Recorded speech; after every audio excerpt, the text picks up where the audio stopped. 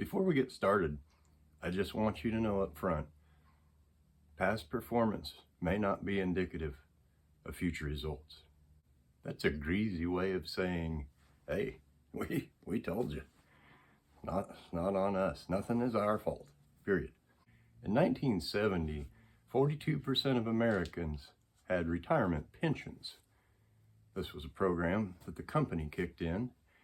It was just as a perk of employment where they were going to take care of you in your older years.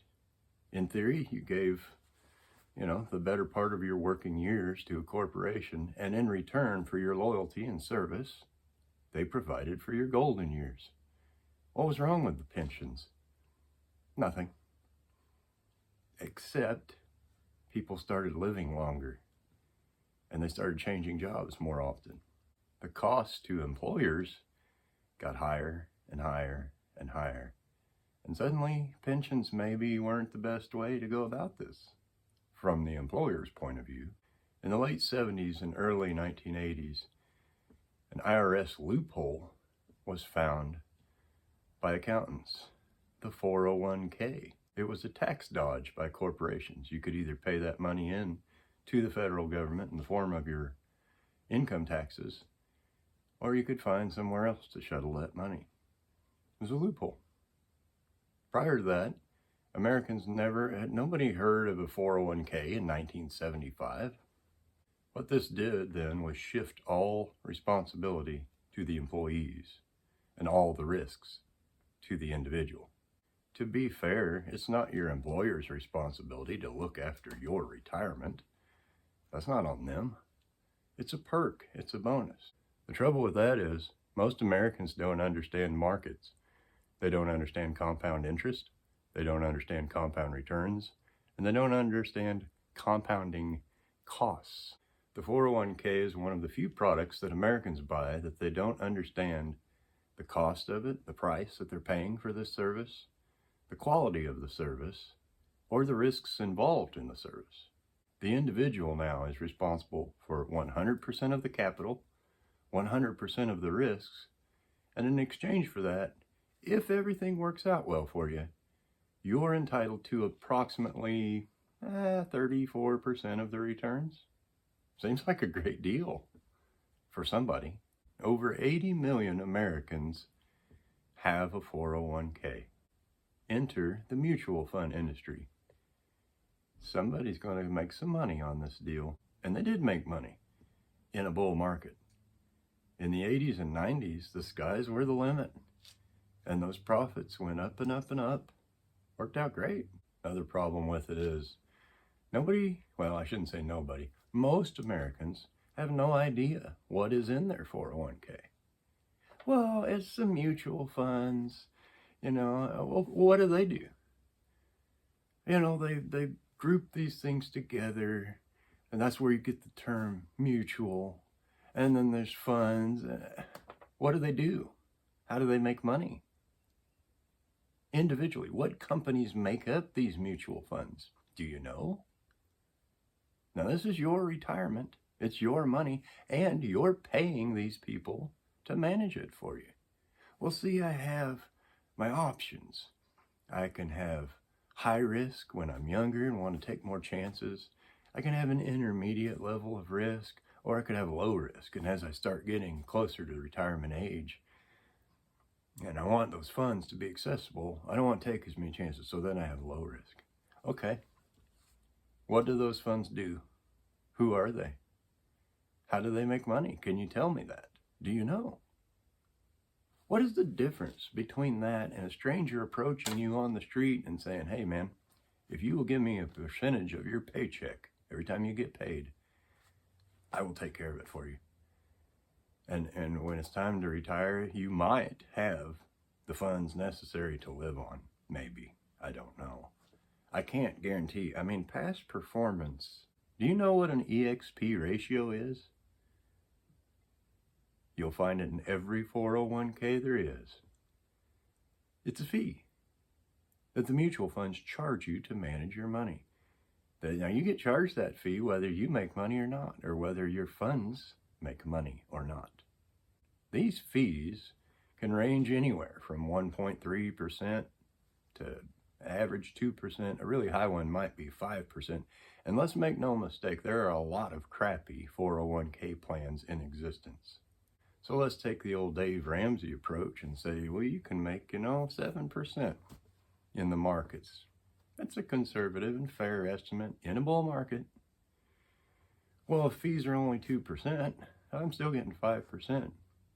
Over the course of 40 years, on average, Americans pay $155,000 in fees for someone else to manage their 401k.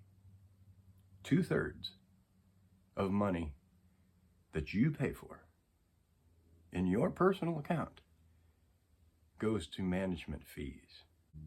Get on the Googlers with your jazz hands and put in a simple compound fee.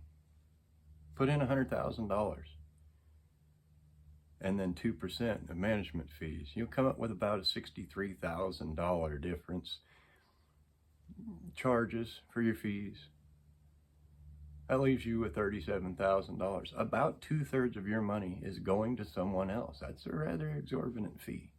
I didn't mean to say fee. I meant EXP ratio. There's penalties for early withdrawals, usually around 10%. But that's your money.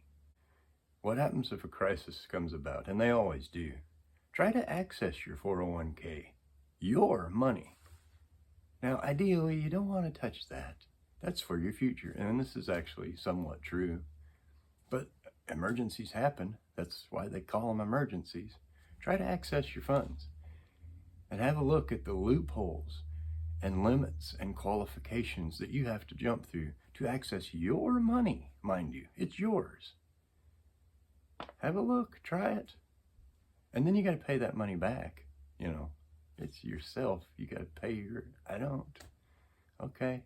Now, index funds, which you seldom hear about, they charge usually around a 1% fee. Well, you're already ahead just in fees. And they're based on the S&P 500, which is Standard & Poor's, the top 500 performing companies. And those can change. If you're not a performer and you're not doing well as a company, you get kicked out. You can be kicked out of the S&P 500. It happens all the time. And someone else, a better company, takes your place in the S&P 500. Well, you can buy index funds with a 1% fee. How come we never hear about those?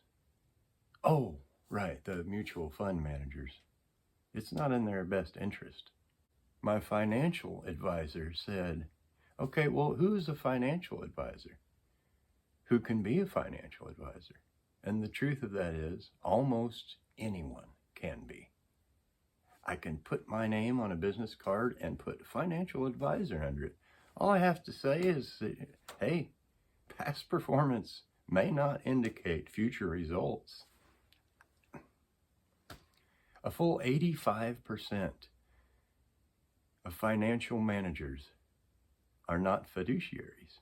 Well, what is a fiduciary? That is someone who, by law, is required to look after the best interest of their customer. And only 15% of financial managers are fiduciaries. The rest of them aren't necessarily looking out for your best interest, but for their own. They make money off what they can present to you. About every 10 years, give or take, in this country, there is some kind of financial crash or panic. You can go clear back in the early 70s, we went off the gold standard. In the late 70s, there was the interest rate debacle and the mess that went on. You had 20-something% interest rates. By the late 80s, you had the savings and loan debacle, another financial crash. By the late 90s, 2000, there was the dot-com bubble. That blew everything up. Major losses. Sorry about your retirement funds. 2008, you had the housing market bubble. Sorry about your retirement funds. 2019, the yield curve inverted. Nobody knew what that was. Nobody talked about it. We don't understand. And then there's a beer cough that comes along and we got to shut all. I'm sorry about your financial funds in your retirement. Sorry about that. How much are they down now? 20%? 30%? Depends what mutual funds you're invested in that you don't know anything about. So what happens when the markets are crapping out and people are losing parts of what they planned for? I don't really blame the people necessarily. Stuff happens sometimes along the way. A lot of things happen. What happens then? Well, you go back to work. Trouble with that is it clogs up the system. Now you're holding a job that someone else would have held. The young person can't get a job as a door greeter at Walmart because somebody that's elderly and now has to return to work, they put them at the door greeter. It's not a physically demanding job other than standing all day in the same spot. I don't believe the system, well, it clearly wasn't designed for this. I don't know that it's anybody else's obligation to see that you get to retire comfortably. I know that as an employer, it is not my responsibility to make sure your golden years are looked after. That is your responsibility as an adult. But we shouldn't be sold this Madison advertising, this packaging of these products, and it's easy. You just click right here, just a few forms to fill out, a signature or two. You're set. Past performance may not be indicative of future results. It's just your retirement. Surely it'll be fine. I appreciate you watching. I thank you for your time. I hope you enjoyed the content today, and we'll see you next time.